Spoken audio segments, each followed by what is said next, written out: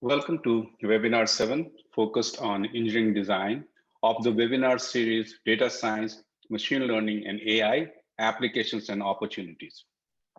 Engineering design research is focused on studying and discovering regularities in the engineering design process and representing them in general model. The growing complexity in engineering design necessitates the symbiotic uses of computational methods. Computational design synthesis, or CDS in short, is a specific sub-discipline of engineering design focused on developing computational methods for automating synthesis activities in design by searching among a large state space of design solution alternatives and parameter values. The purpose of computational design synthesis methods can be manifold, including but not limited to automating time and computationally tedious design tasks, navigating the compositional and topological complexity of design synthesis problems, representing and generating a range of design alternatives, and interacting with designers to elicit useful information, and also as a creativity aid tools for enabling innovation in design solutions. Machine learning and AI is now ushering in computational design synthesis era. Many steps in the engineering design process is being progressively automated.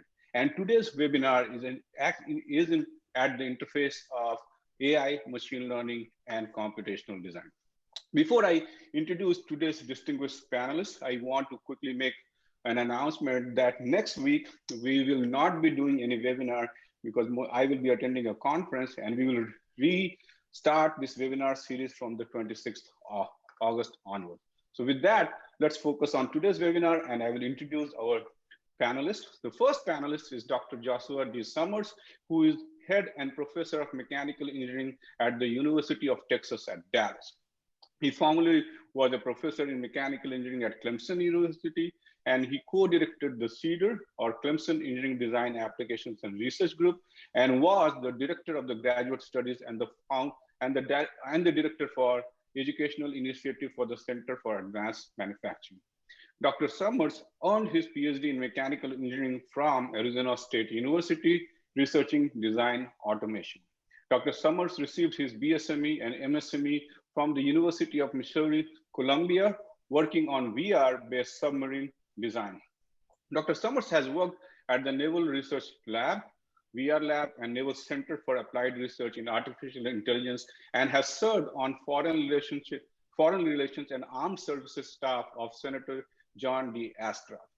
So Dr. Summers' research has been funded by many governmental agencies like NASA, NSF, US Army TACON, and large industries like BMW, Michelin, and General Motors, and small, medium enterprises like Wright Metal Products, Hartness International, among others.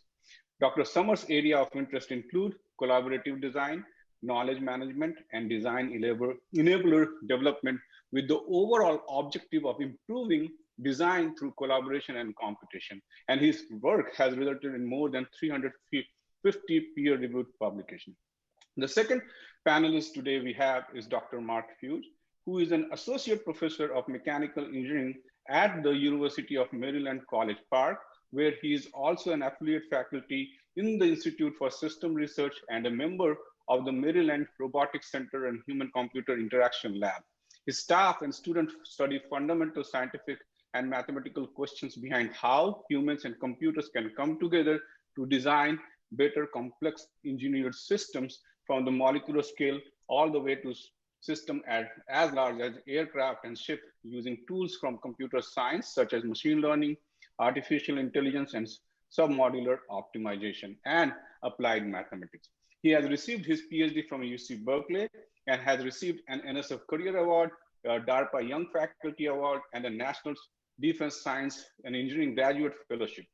He gratefully acknowledges prior and current support from NSF, DARPA, ARPA-E, NIH, ONR, and Lockheed Martin, as well as the tireless efforts of his current and former graduate students and postdocs, upon whose cocktail he has been graciously riding since 2015. The third panelist is Dr. Chris McCombs, who is a faculty member in Carnegie Mellon University's Department of Mechanical Engineering. Previously, he was an assistant professor in the School of Engineering Design, Technology, and Professional Programs at Penn State. He received dual BS degree in civil and mechanical engineering from California State University, Fresno. He later attended Carnegie Mellon University as a National Science Founded Graduate Research Fellow, where he obtained his MS and PhD in mechanical engineering. His research interests include human social systems in design and engineering, machine learning for engineering design, human AI collaboration, and STEM education with funding from NSF, DARPA, and private corporations. So with that, I will welcome Dr. Summers to present his remarks about some of the works that he has been doing at the interface of engineering design and AI.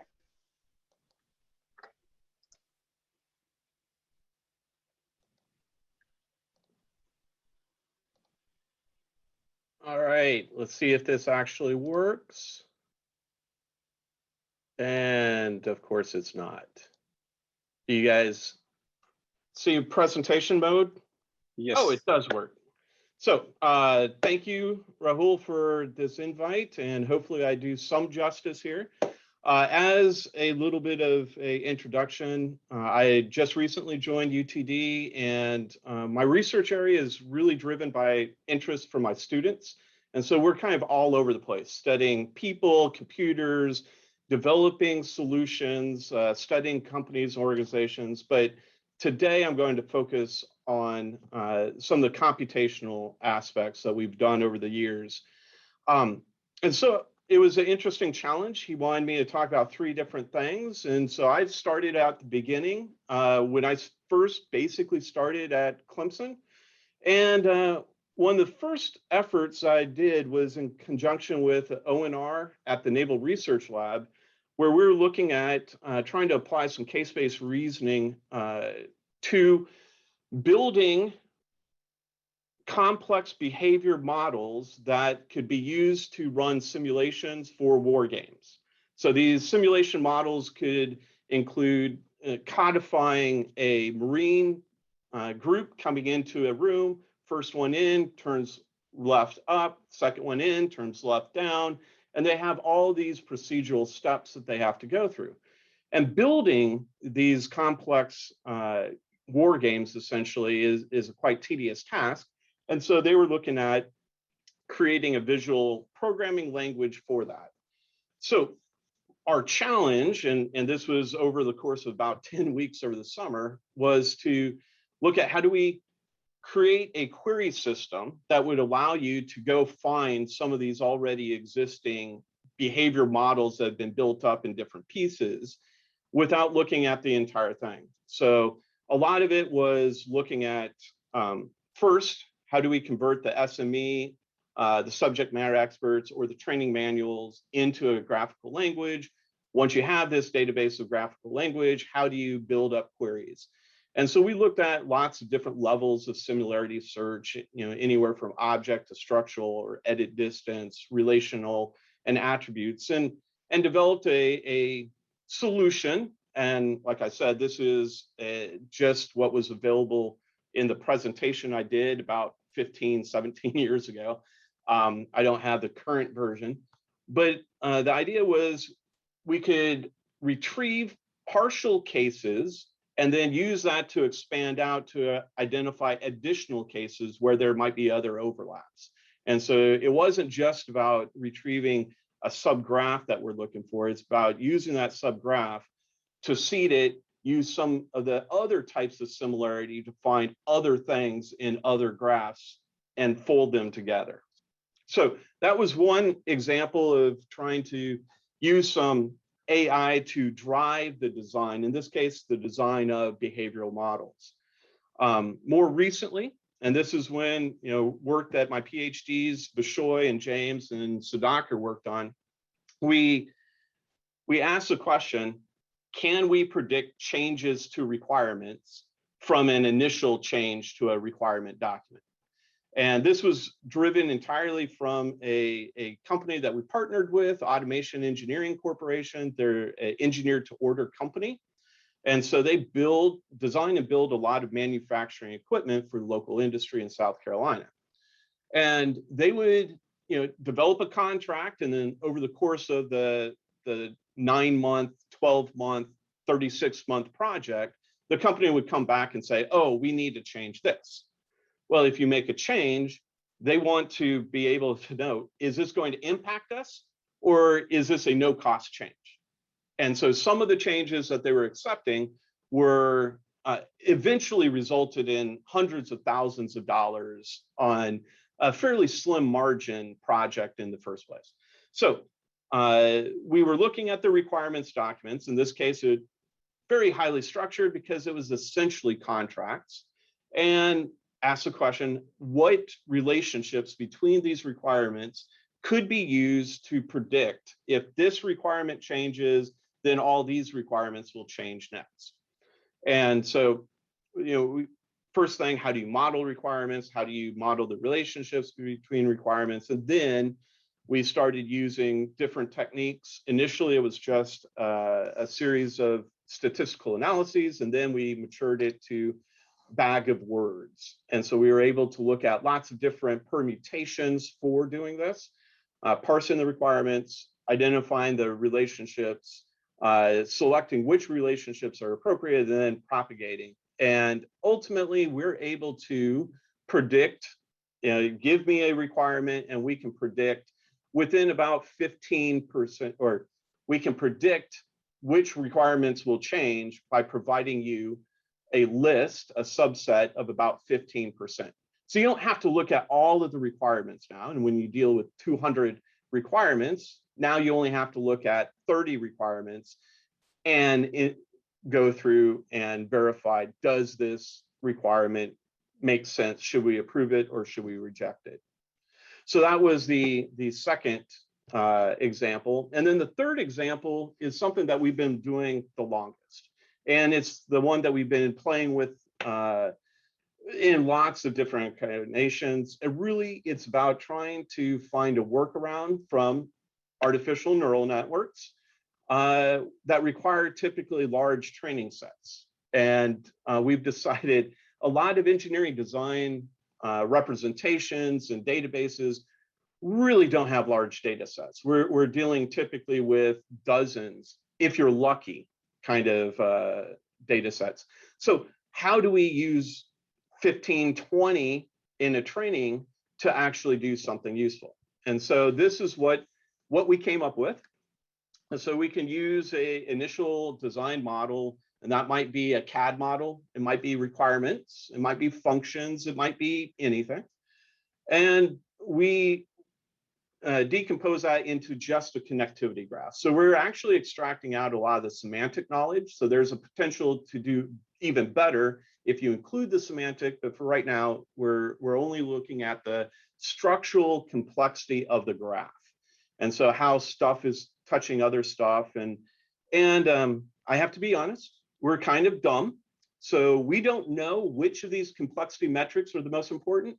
So we're going to just use a whole bunch of them. And we kind of exhausted ourselves at about 29, but there are others that we could keep adding. And so we have these 29 inputs essentially for every model, and then we're going to go through some training, and it's an imbalance. So training size 20, we have 29 input vector. Okay, we're going to have to be smart by admitting that we're dumb. And so we're dumb because we can't figure out which is the perfect architecture. So rather than trying to find an architecture, we go ahead and explore 189 different architectures. Well, okay, this is great. With a few samples for the training, you don't want to over-converge. So you have to stop convergence early, which means that the initial weightings on all of your neurons are going to be highly sensitive to the outcome. So, all right. Let's go ahead and repeat each architecture 100 times with different initial weightings. So in this case, we actually wind up with 18,000 different neural nets. And so instead of using one neural net to predict a single value, we use all of these neural nets to predict essentially a PDF or a probability distribution function, which now allows us to do different things. We don't have to look at just accuracy, but we can also look at precision. And so this is an interesting thing that we've been able to do. Now, in terms of applying it, one of the first initial ideas behind this was drawn from our experience and work with BMW. And we looked at using this approach for work instructions. Then we looked at it for using it for CAD assembly models to predict assembly time. We looked at for low fidelity pre-release, just block diagrams. So there's all kinds of different things that we've played with, and it seems to work. And now we're trying to figure out why. And that's where the research is. So I'll turn that over either to Rahul or to Mark. I'm not sure. Thank you, Josh. Thank you for your presentation. We will move on to Mark, who will be presenting his work at the interface of machine learning, AI, and engineering design. Great. Thank you, Rahul. Can you hear me okay? Yep, we're good. Yes. Okay, great. Thank you. Okay, everybody. Today I want to tell you a little bit about machine learning and its intersection with optimization. And to kind of motivate why this is interesting, I want you to imagine that you're designing a jet engine. This is actually how I originally started. I actually worked as an engineer working on the hot and cold section of jet engines, and they're amazing devices. These things, they take in blade speeds that are traveling above the speed of sound at the entry, compress it down to 27 times, light the thing on fire. This thing's a quarter of the temperature of the surface of the sun. And then these turbine blades get hit with that. They've got to use film cooling on the outside to capture that energy, move the engine forward, and keep your plane in the air. So these devices, incredibly complicated, multiple physics, very hot, almost highly turbulent flows. They're one of the most complicated devices that I've ever seen in the world. And so a lot of the questions that we work with when we work with companies has been, okay, well, how do I design something that's this complex? We're just simulating one of these things I can't even do for the whole engine, and even just one blade could take me a week. And so a lot of what, how you would typically do this in industry is you would do something where you try and think really hard about how to describe the shape of this turbine blade. Okay, maybe a thickness here, a length here, a radius here, and you try and keep that number really small, because as soon as you start adding additional thicknesses or things to tweak, now all of a sudden the space of options that you've got to explore with this very expensive simulator grows exponentially. And so typically what happens is engineers effectively face a sort of trade-off. I can make the design super simple, only a few knobs, and now I can actually really thoroughly explore the space. Or I can go and I can have lots of different parameters, thicknesses everywhere, change the shape, change the radius, but now you're basically lost in space. It's too large. There's no way you're going to explore this thing. And what I'm here to do is tell you about a kind of a single idea today that sort of stretches across multiple examples, which is that there's actually a way to use machine learning to get the best of both worlds. And sort of to use in a sort of a running example today, I'm going to talk about this example, but I'm going to make it simpler by just talking about a single 2D airfoil. So in a single 2D airfoil, you could think of a way of representing the shape as something like this. I've got about 50 points, let's say XY coordinates for each of those points. That's about 100 numbers that describe this shape. So we can ask, is this a good representation for an airfoil? And one way you can get an intuition of this is you can randomly perturb the representation. So let's do that. I'm going to randomly perturb with just a small amount of noise the representation. And if you sit back and you squint at it, looks like an airfoil. But actually, from an aerodynamic perspective, this thing's terrible. Flow separation everywhere. There's things you can't be able to manufacture about it. So we can tell sort of in a gut instinct that this is not a good representation, right? We don't need 200 numbers to describe the space of reasonable airfoils we'd want to consider. But at the same time, we can't ignore, let's say, the tail of the airfoil. We need some way to sort of capture it. And so this is really what my lab works on, is we work on ways of capturing what are the sort of fundamental representations that describe meaningful variations in designs like airfoils and other things that I'll talk about. And we do that using machine learning. So the key thing I want to talk to you about today is, what is this idea of a design manifold? It's kind of an old idea, but we take a couple of new takes on it. Why are they useful? And if I've convinced you that they're useful, where can you go from here? All right, so what are design manifolds? Well, this relates back to a concept in machine learning called the manifold hypothesis, which is that if I have a bunch of data, let's say represented by these blue dots here, each of which could be, let's say, an airfoil, and it's originally in a high dimensional space, like let's say 3 dimensions, that the actual data that I would care about, the actual airfoils that I would want to design over and put in my engine, don't actually live in 3 dimensions or 200 dimensions. They live in a much smaller potato chip-like pancake, some nonlinear surface. And if only I could find that potato chip, stretch it out, smash it to my desk, now all of a sudden I wouldn't have to be in 200. I can be in 2 or 3 or 5, something much more manageable. And so this is a common idea. This occurs in a variety of different areas. So this is a very old problem. And the way that we address this in engineering design is through these things called generative models. You may have heard of these before. These are things like generative adversarial networks, variational autoencoders, normalizing flows. They're typically applied to images. And they're effectively trying to do one of 3 things. And depending on which of the 3 things you're doing, they become better or worse. They could try and take you from a low dimensional space, the potato chip in this case, back to airfoil space. They could, and that's basically modeling kind of a probability distribution over what airfoils are reasonable. You could go from the airfoils down to where is it on the pancake or this potato chip. That's what you're seeing in the figure.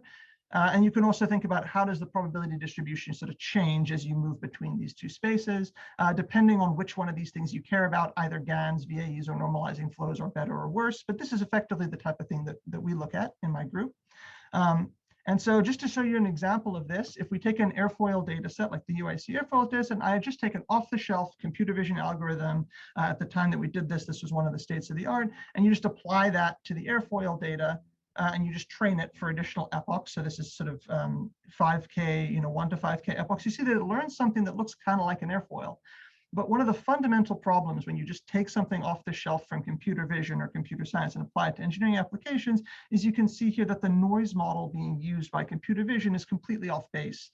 For engineering, minor pixel variations for an image, not a problem. For an airfoil, big issues. There's self-intersecting geometries, same issues that we had before. So an example of the kind of work my lab does is we take something like a generative adversarial architecture, like the one you see here, and we come up with differentiable layers that allow you to encode different kinds of engineering constraints. In this case, we looked at things like Bezier geometry, but we've done this for topological elements, for system architectures, for all sorts of different engineering constraints. And when you do this and you train it for the same number of epochs, you see that you get much finer control over things like the smoothness of the geometry. It's able to converge much faster in fewer samples. And now we can do things like control the curvature of different parts of the airfoil in ways that would not have been possible if we just used the sort of off-the-shelf computer vision system. So this is just kind of one example of the style. And again, we've done this for part assemblies, for graphs, for system architectures. This is sort of an example of where engineers can provide value to the machine learning process. Okay, so just in the time we have, I'll sort of try and convince you why they're useful. So why are these things useful? So if you use these learned representations, you can often accelerate optimization by an order of magnitude or at least 2 to 3 times. So on this graph that I'll show you, the y-axis will be the efficiency of the airfoil. Higher is better. And on the x-axis is the number of expensive CFD evaluations I have to do. Smaller is better. So ideally, this is a good representation. You should go shoot right on up and go right on over. So if you take, and these are sort of existing state of the art from when we did this paper. If you look at things like freeform deformation, modal variables, which is kind of like a spectral decomposition, and then sort of principal components, you'll see that, yeah, they all sort of get slightly better optimization history. But if you learn these low dimensional representations, you can achieve 2 to 3x faster optimization performance, which, in this case could be the difference between it taking 5 weeks to run and 1 week to run, for example. So that's sort of the main punchline behind why these things are useful, is that they're just a much more compact and expressive representation than a human designed representation that tries to do this all from scratch, is what you're seeing here. What you can additionally do, and I'll show you kind of here in this image here, is in addition to just taking a regular discriminative generative architecture, you can do what's called a conditional generator. So that's where I put in information about, let's say, the flow conditions, Reynolds number, Mach number, lift coefficient, heat transfer, and I now use that to condition the model, and I can actually use this to try and predict which designs are optimal. So that's one of the things we're working on now is you can actually use those to say, okay, given this flow condition, forget about doing optimization, just watch the best airfoil I can find. So you might say, start with the blue one, and then the machine learning model will say, actually, why don't you try the red one? Because I think that's going to be the best for this condition. And so what we can do is we can compare what do you get using a state-of-the-art optimizer like a multi-physics adjoint solver, which is the current state of the art. And then we can look at how the machine learned predictions change compared to what you would get with the state of the art. So this would be the sort of graph you'd see from an adjoint solver. This is where you make slow progress, kind of morphs the shape, but each one of these evaluations could take a week to do.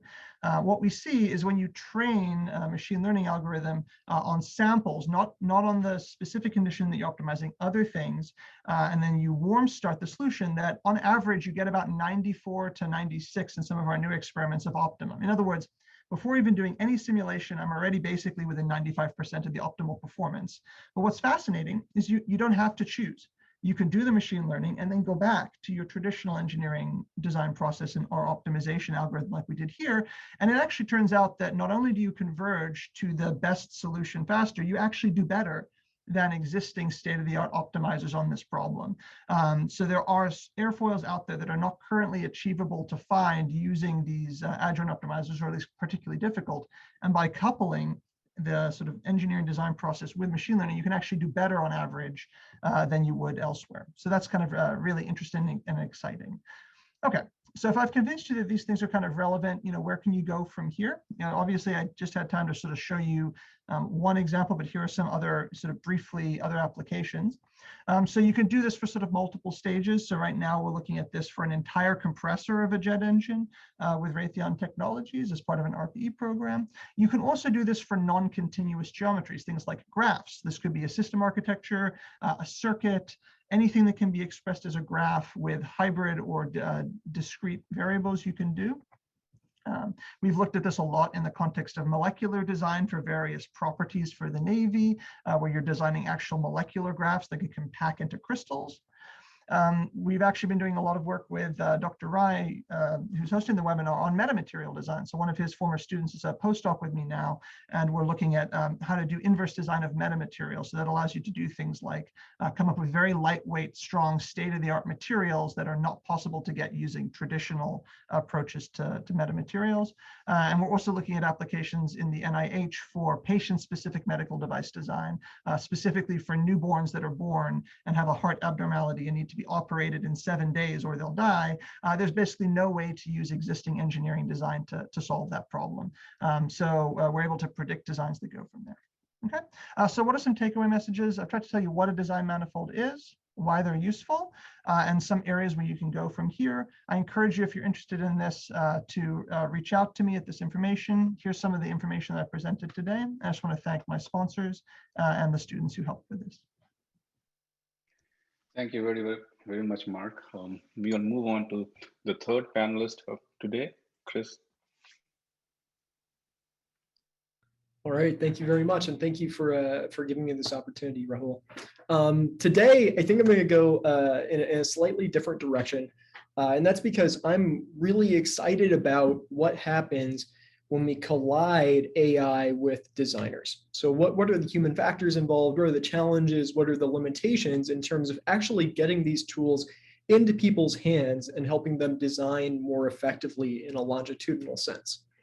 So my team's research attempts to do this, attempts to give engineers and designers superpowers by elevating AI as more of a collaborator. And we do that by addressing three interrelated areas. So first and foremost, we try to understand humans, specifically engineer humans and designer humans, both working individually and working as part of teams. As we build that understanding, we start to recognize areas where these humans could use some additional support, where we could use help, tasks that are manual, dull, dirty, dangerous. And this is where we move on to humans with AI assistance. How do we provide that AI assistance in a way that it is meeting and addressing issues faced by folks? And then finally, our objective, our ultimate goal, is to attain a symbiotic relationship between humans and AI elements as they address engineering and design tasks. So we call this human AI hybridism. And the implicit hypothesis there is that there are benefits to be achieved, right? There are things that computers are really good at, things that humans are really good at, and we really need a hybrid approach to address and to achieve that potential. Today, I'll be focusing on this middle area and specifically looking at what happens when we provide an engineering design team with some level of AI assistance. So this is what we'll be considering today. How does AI assistance change team behavior? It changes team performance, but really, how does it change team behavior? How does it change how we work? And I see that as our obligation as AI researchers and practitioners. We have to care about the human element of this problem. So in order to do this work, to do this study, we had the privilege of designing a design research testbed or platform from the ground up, which was an exceptional experience. We call it HighForm, the hybrid platform. In HighForm, participants are tasked with a drone design, operations, and business building strategy. So they have to figure out how to operate and run a drone design or a drone delivery business in one of three roles: design, operations, or business. So these three roles work together in order to produce as much profit as possible from their drone design business. I'll go through some screenshots and videos of what HighForm actually looks like. But while we're on this slide, I'd just like to note that we have open sourced HighForm. So if you are a researcher or somebody who's interested in this kind of stuff, you are welcome and encouraged to go ahead and download it, play around with it, and use it for your own purposes. So first things first, let's take a look at what the design role does in HighForm. So this is the interface. In the middle, we have just a general design area. On the right-hand side, we have chat for them to communicate with their team. What you're seeing here is just a basic quadcopter, but we can extend it with airfoils, with additional copters, and then evaluate it using a multi-physics engine. This is all included in the basic HighForm release. And that evaluation gives you information in terms of the range, velocity, cost, and capacity that drone can carry. Of course, we're interested in human AI collaboration. So within HighForm, we provide our designers with the ability to invoke an AI, which looks at their current drone design, and then provides local recommendations for improvement. So how they might increase range, capacity, payload, or decrease cost. So that's the design role. Those drone designs are then used by the operations team in order to make deliveries. So the operations team is presented with a map view of a town where each house represents a potential delivery location.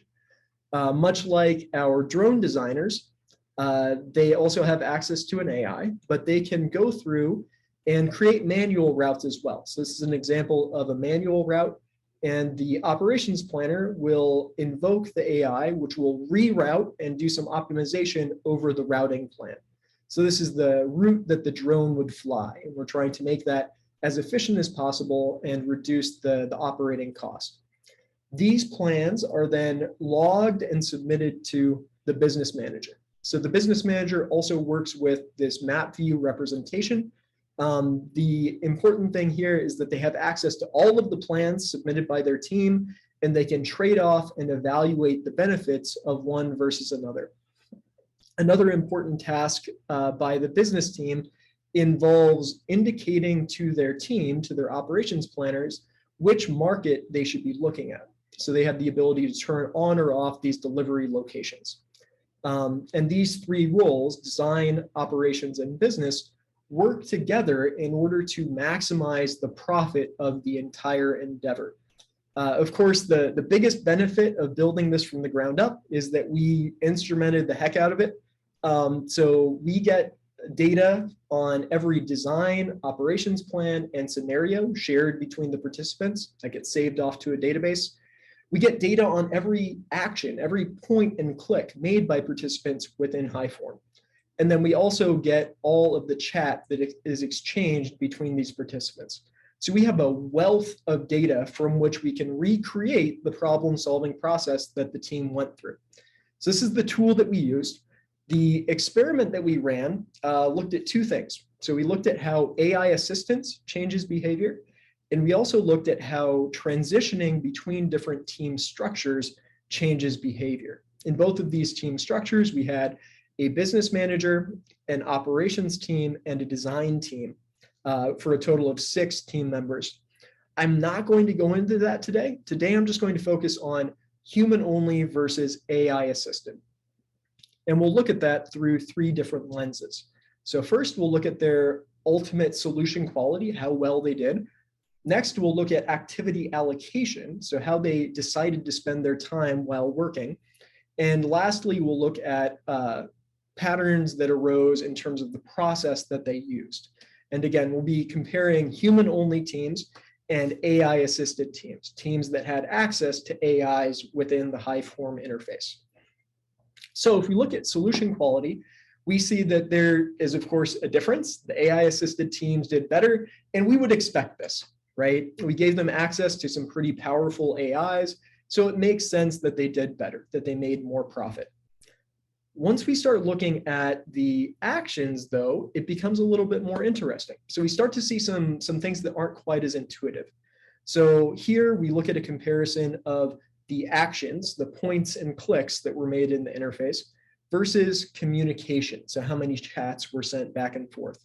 And we see that the human-only teams tend to point and click more, while the AI-assisted teams do so less. And then for communication, there is a difference on average between our human and AI-assisted teams, with AI-assisted teams perhaps communicating more often, although the difference isn't significant. So this starts to allude to the fact that there might be this trade-off between acting and communicating. So to look at that in a little more detail, we can plot these two quantities against each other. So on the y-axis, we have action count, and on the x-axis, we have communication count with 2 fitted lines.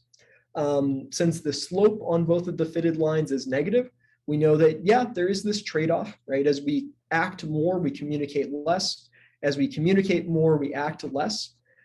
But there are some key differences between these 2 fitting lines for our human-only teams and our AI-assisted teams.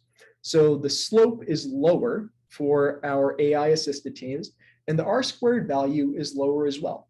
So this indicates that this trade-off is softened by the addition of AI. So our AI-assisted teams have a little more flexibility in terms of the process that they employ. Finally, we used an ML technique called a hidden Markov model to try to extract different process patterns from this data.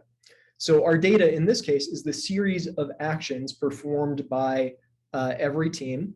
And in order to apply a hidden Markov model, essentially what that allows you to do is to pull out hidden states that underlie or are the backdrop for the actions that you're seeing.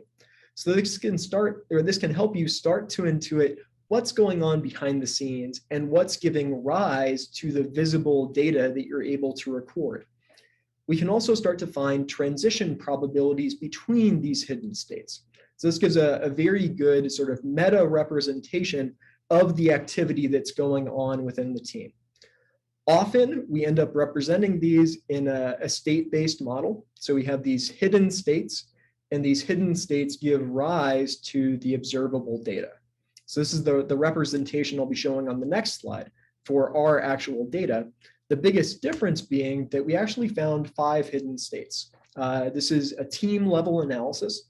So it appears that the team was focused on path planning at one time, drone configuration, drone parametric design, information handling, which turned out to be really important, and scenario generation, which was driven by the business managers. So I'm going to show this in a slightly different way on the next slide, which makes it a little more digestible.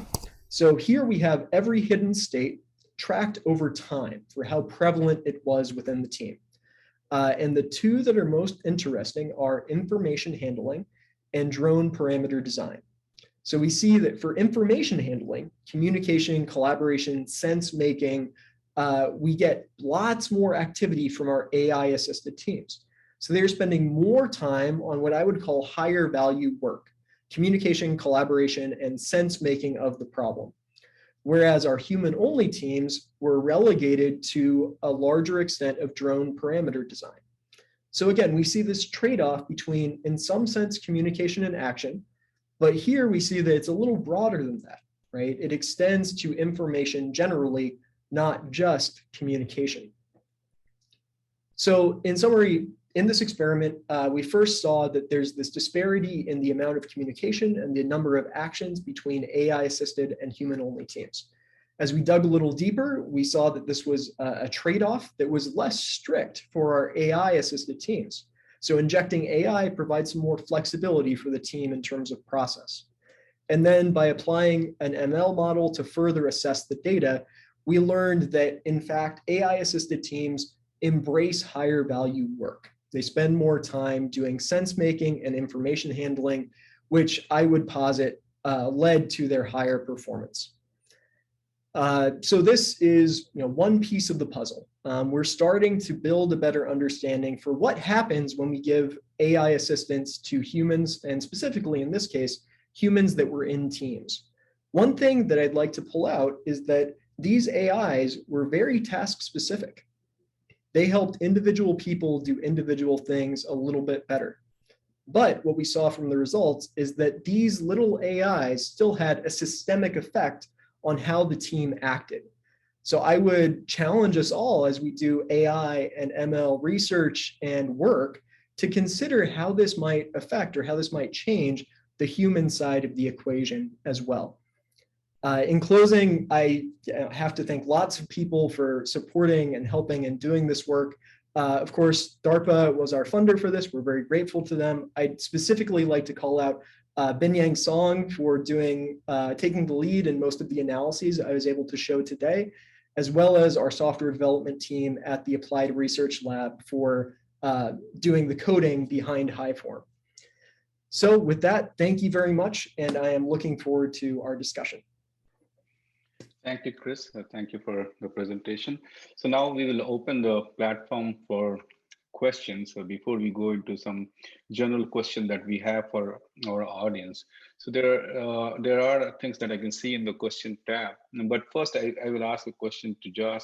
Josh, in the requirement analysis process, when you have the representation, what are the useful insight in terms of prioritizing the requirement and discovering relationships like contradictions and other things that exist in requirement documents? How you go about that, and how you can carry out those kind of analysis? If you can share some insight on that with the audience. Okay, that's a insider question if I've ever heard one. So that's from a project that Rahul and I are working on for the Army.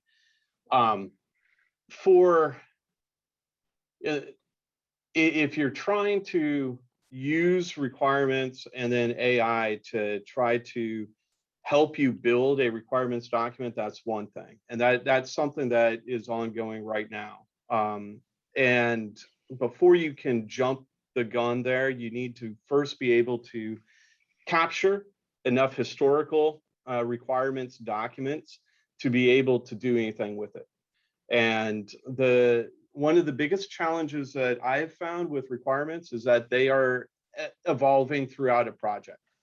I mean, we teach our students that day one, you have some requirements that you're given, and you keep evolving, adding, deleting, modifying those requirements until the very last day when you deliver the final deliverable.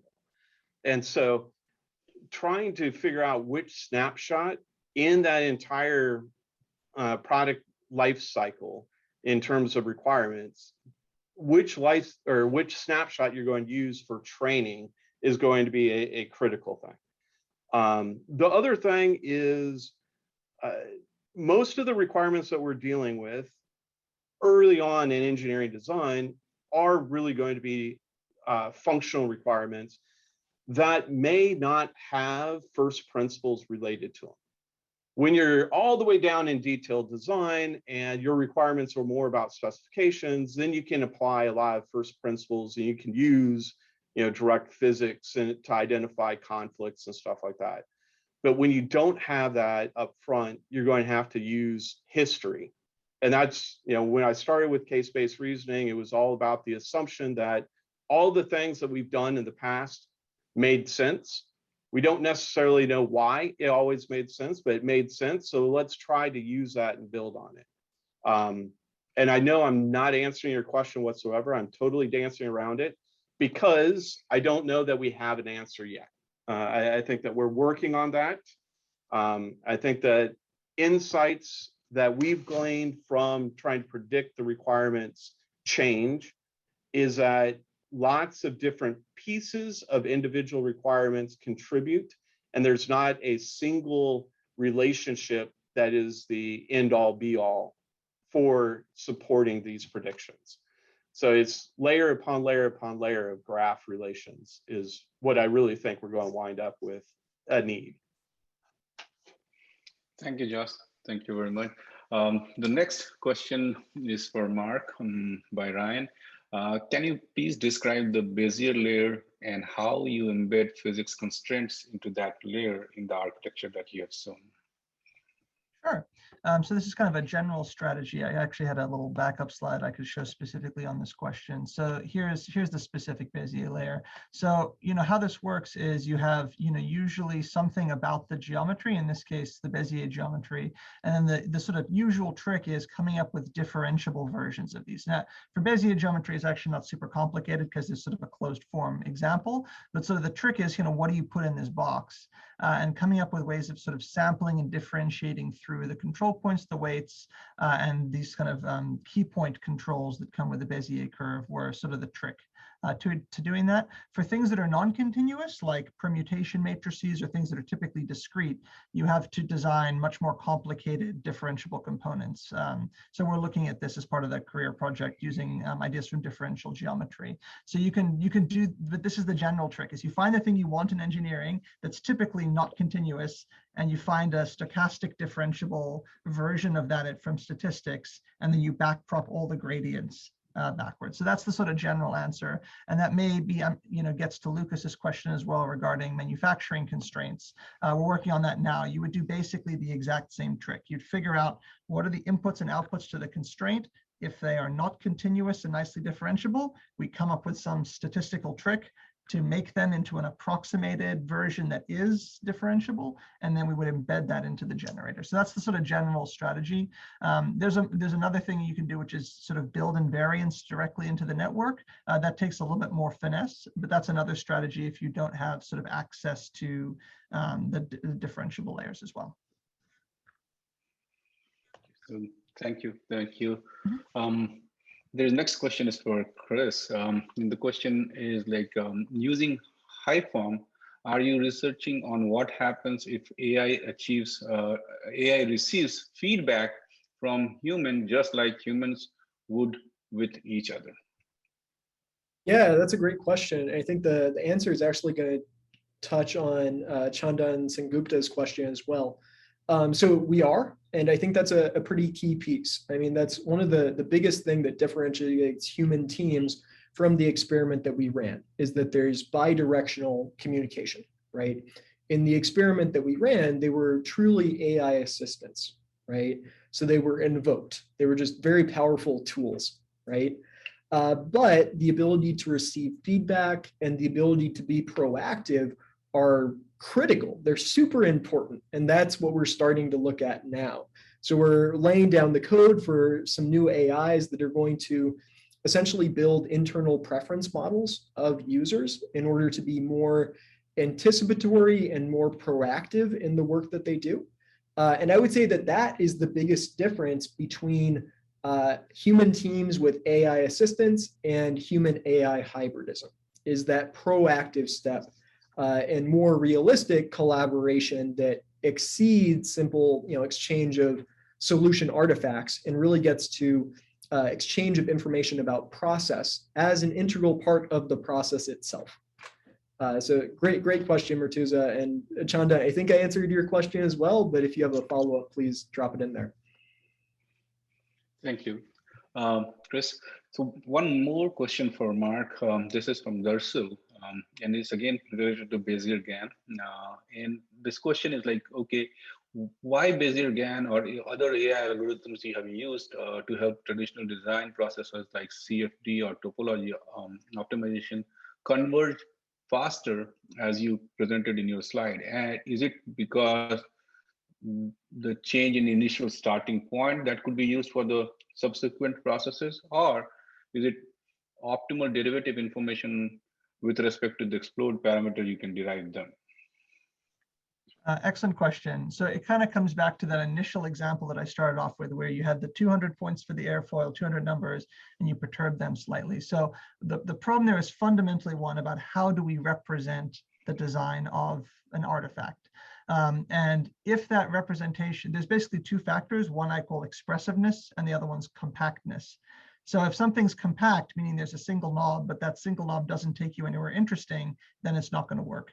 At the same time, if it's very expressive, it can get to all of the little nooks and crannies where all the good performing things are, but it's a million dimensions. That's also not helpful. So it's really that interplay between, can I find something that's sort of expressive at the same time as being sort of maximally compact as possible? What's the biggest bang for my buck in the representation? If you can find that, then all of the things you mentioned in your comment become in play. So starting positions, you're much more likely to find good starting positions.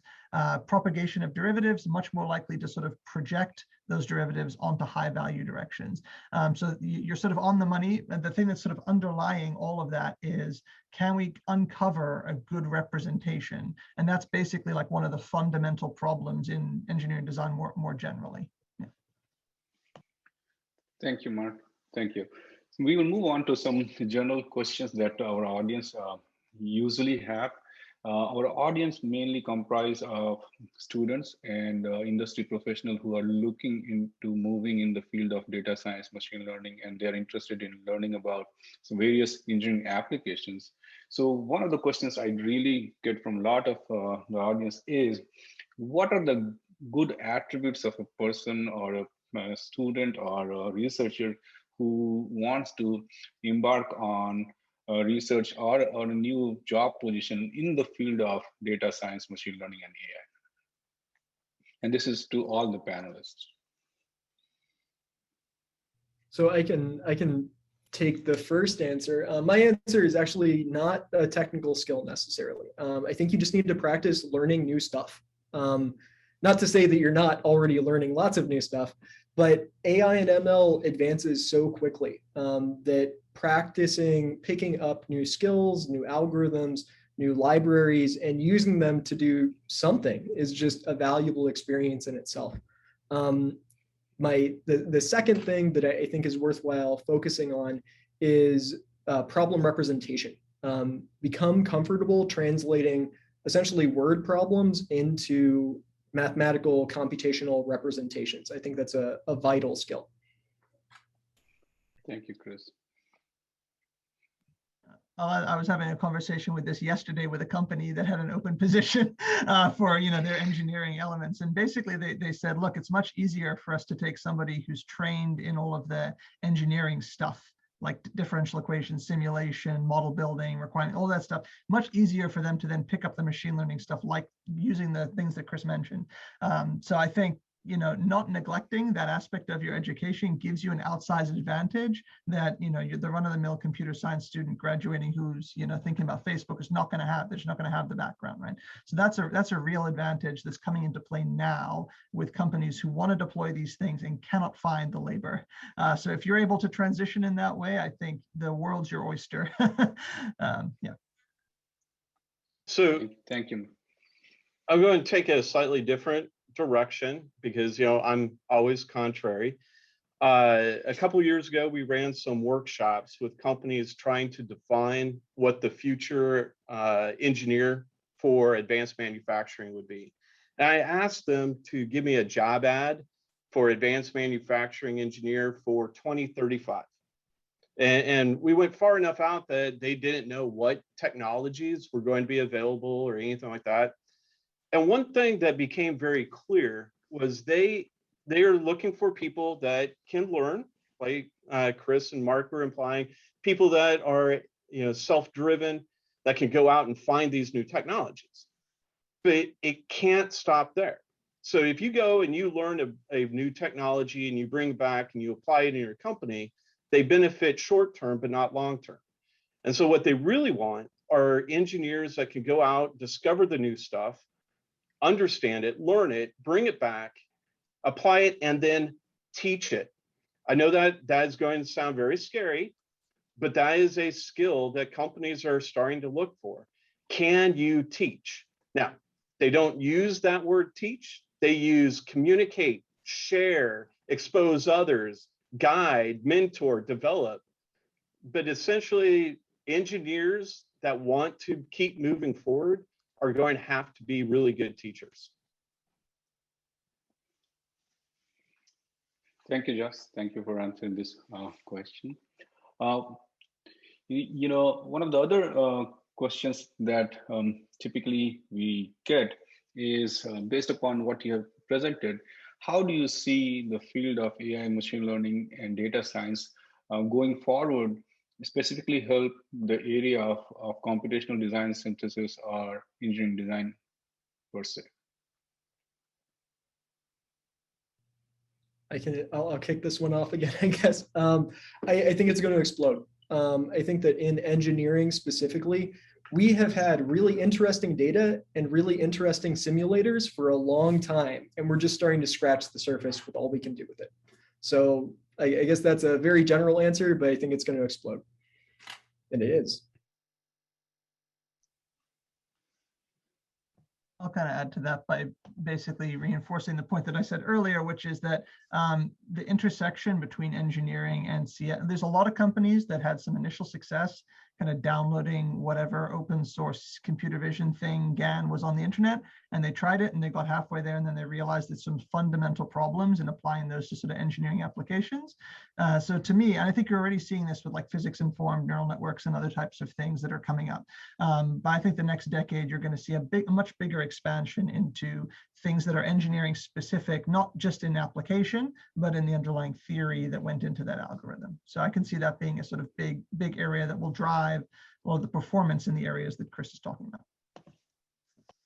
And I'm going to pull I'm a really, really old guy here and say, when I was an undergrad and a master's student, at that time, what was really hot and going to be cutting edge and transformative was rapid prototyping and AI. And, and it languished for a long time, both of them. And now they're actually hot and they're being used.